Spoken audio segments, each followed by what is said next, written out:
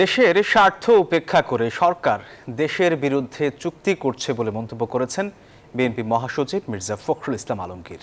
খালেদা জিয়ার মুক্তির দাবিতে নয়াপল্টনে এক অনুষ্ঠানে সরকারের ভারতের সঙ্গে চুক্তি স্বাক্ষরের খুঁটিনাটি নানা দিক তুলে ধরে সমালোচনা করেন তিনি। এ সময় বিএনপি নেতারা অভিযোগ করেন দেশকে বিক্রি করে দিচ্ছে ক্ষমতাসীনরা।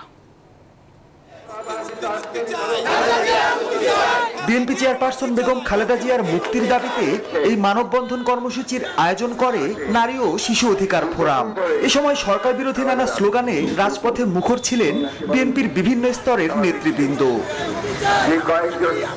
পরে দলটির প্রধান কার্যালয়ের সামনে অনুষ্ঠিত সমাবেশে সভাপতিত্ব করেন বিএনপির স্থায়ী কমিটির সদস্য বেগম সেলিমা রহমান।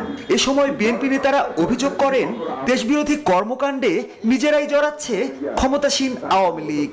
তারা ভারতের সাথে যত চুক্তি করেছে লিখিত অলিখিত সব চুক্তি বাংলাদেশের জনগণের স্বার্থের বিরুদ্ধে এবং সকল চুক্তি সার্বভৌমত্বের হুমকি।